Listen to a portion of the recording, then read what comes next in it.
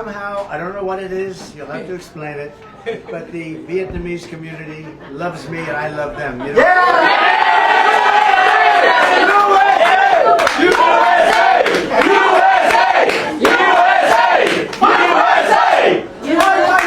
It's been very special. In Florida, we go down, we have large groups of people, always dressed perfectly with the red and the silver. And I said, you're the most beautiful dressers I've ever seen.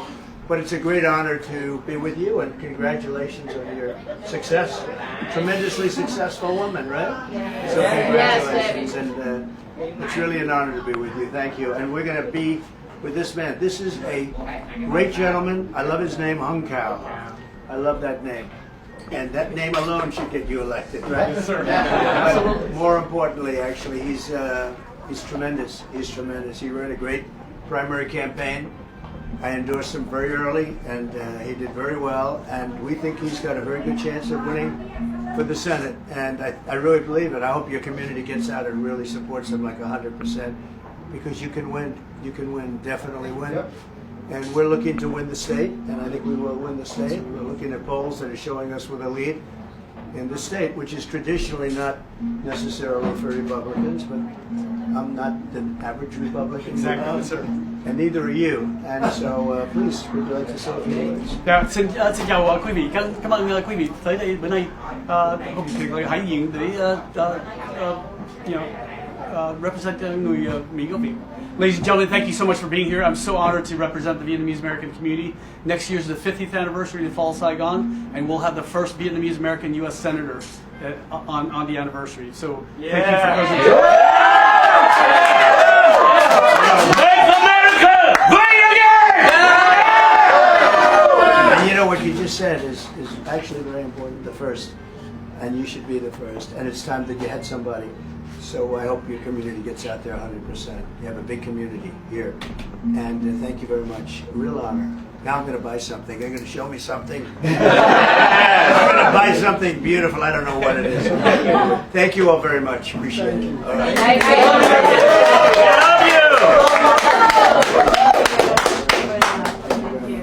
Hello, everybody. Oh, there they are. They're the important ones. They're the ones that make the food. I'll send something. President Trump, will you still participate in the ABC debate? Never give up. Say it. Do you still plan to participate in the ABC debate? Well, you know, I watched this weekend, and it's the worst of all networks. George Slobodanopoulos and all of the different people. And the worst. And they had this Jonathan Karl, who's a lightweight, and he was asking questions of Tom Cotton, who was fantastic, by the way. Only a total pro could have gotten through that interview. And I watched that group talk to Biden about vanilla ice cream, and then I watched the way they went after Tom Cotton, and Tom Cotton handled it like easy. But when you see the level of hatred in that room, and when you see Jonathan Karl, who's terrible, I mean, he's just terrible. He's just an average person. But they tell him what to do. And then when you look at the roundtable they had, which was Donna Brazile, wasn't she the one that gave Hillary Clinton the questions when she was at CNN? Maybe, is that right? Donna Brazile gave the questions. You know that, right? That was her. I'm looking. I said, I haven't seen her in a long time, but she's the one that gave the questions to a debate to Hillary Clinton, Crooked Hillary. And when I look at that, and I looked at, there was some other, a blonde woman, I have no idea who she was. The level of hostility was incredible. And Reince was in there, but he was a little bit softer than he should be, to be honest with you. But when I looked at the hostility of that, I said, why am I doing it? Let's do it with another network. I want to do it. You know, I won because of debates. Ask Biden. But I won because of debates. I want to do debates. But she, the head of ABC, is her comrade's best friend. You know that, right? They like husbands and the whole thing. What kind of a deal is that? I want to have a fair debate. And you know, they can ask me tough questions. I don't mind. I think I've heard them all from you. I hear them every day. But I think it's very unfair. The single worst network for unfairness, I think, worse than CNN, worse than NBC, which is really hard to believe. And CBS is probably the best of the group. Fox is the best, but of the other side. As an example, today, we had a celebration of some great people, some great people who passed away, who were killed in the most embarrassing moment in the history of our country, Afghanistan, because we had an incompetent president with incompetent people leading it, and every one of those people should have been fired. He never fires anybody. Those generals, Milley, and every one of them should have been fired. They took the military out first. If I asked, do we have any children in the room? Because if I asked a child, who should go first? They would say everything but the military. They took the military out first, and then it was a bloodbath, and it was a horrible thing. It was a horrible thing. And I just went to Arlington Cemetery, and you saw we had a ceremony with the parents, the sisters in one case, brothers in another case, and these are people that should have never been killed. And when you see the fact that nobody's mentioning Afghanistan, no, this is the third year. This is, I hate to even call it an anniversary because I don't like the word anniversary in this case, but this is the third year of that tragic event. And because of that event, we did so badly that Russia went in and invaded Ukraine. Israel was attacked, as you know, on October 7th. We have, people don't respect us. They don't respect us anymore as a country. And where is our president? We don't even have a president. We have a fascist person running who's incompetent, and we have a president who's not even around. He went to California for a vacation because they threw him essentially out of the party. And then he came back home and I said, oh, is he going to go to the White House? No, he went to Delaware to take another vacation. And you got Russia over there with like nuclear threats. We got to have a president. We got to have a real president that's respected. So as to your question, I think it's disgraceful, and I think ABC is a disgrace. I think having Donna Brazile sitting on that panel, and she's the one that gave the answers and the questions to Hillary Clinton before a debate. I think ABC is really should be shut out. I'd much rather do it on NBC. I'd much rather do it on CBS, frankly. I think CBS is very unfair, but the best of the group. And certainly I'd do it on Fox. I'd even do it on CNN. I thought CNN treated us very fairly the last time. I think Jake Tapper was very fair and Dana Bash was very fair. But when I watched this interview of Tom Cotton, fortunately he's a total pro, he knows what he's doing. And then when I watched the roundtable after that, I said the hostility is crazy.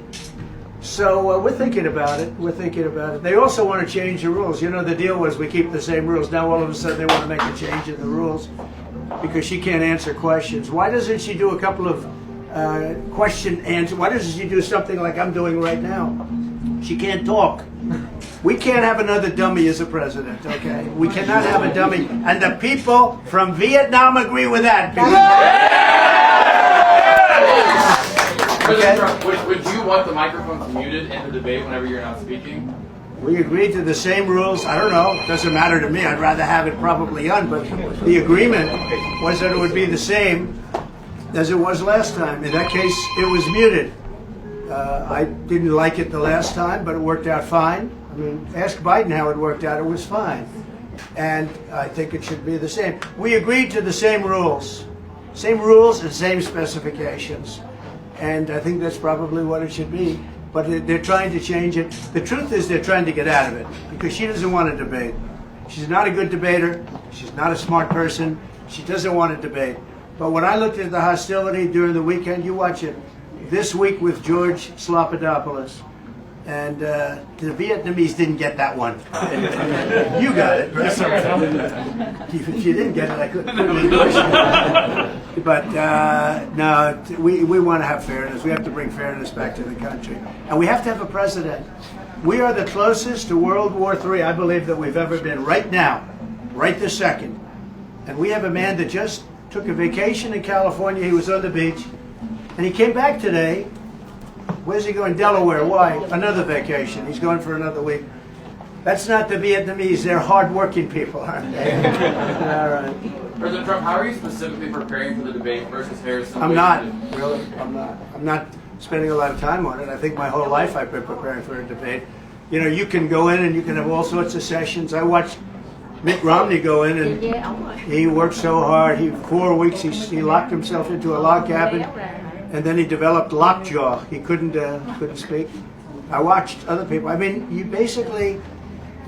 have to be real. You know, you can't cram knowledge into your head for, 30 years of knowledge in 1 week. So, there's a little debate prep, but I've always done it more or less the same way. And you have to know your subject, and I think I know my subject. I think I know it better than anybody. I created the greatest economy in history. We rebuilt the military. We had no wars other than ISIS, which I inherited, and I beat ISIS in 4 weeks. 4 weeks. We rebuilt the military, and then you see they gave away a lot of the stuff that I rebuilt. They gave billions of dollars away to Afghanistan. And in addition to the dead soldiers that we were just celebrating, I mean, great people, we were just celebrating them. And the press won't mention Afghanistan. Do you ever hear them mention it? They don't even talk about it. Afghanistan was tragic for many reasons. Obviously the dead, obviously the wounded, obviously giving away billions of dollars worth of equipment. But it was devastating for one other reason. Because of Afghanistan, it showed our enemies that we're incompetent. That we have an incompetent president, an incompetent vice president, and look, Putin would have never, if I were president, he would have never gone into Ukraine. When he saw that, when he saw Afghanistan, he said, this is a great time, let's go. Because it was the apple of his eye. I know him well, but I always said, Vladimir, you're not doing it. But it was the apple of his eye. When I was gone, and we have this guy that doesn't know he's alive, and when that happened, Afghanistan happened, which was so tragic and so incompetent, Putin said, these people are highly overrated. He would have never gone in. If you didn't have the Afghanistan, he would have never gone in. Okay, thank you. We're making another stop. We're going to Michigan. And next stop is Michigan. We're going to save the auto industry. We're not going to have an auto industry. They're making all electric cars. They're all going to be made in China. And we're not going to have an auto industry. So we're going to go and save the auto industry. We're going to bring back many plants. We're going to make automobile production bigger than it ever was in this country, and it'll be easy to do. And we're not going to let China build massive auto factories in Mexico, where they're building them right now. They're building massive factories in Mexico, and they think they're going to make cars in Mexico, sell them into us, and we're going to lose all our jobs. Not going to happen. These people that love Vietnam also, they're very smart people, great business people, great successful business people.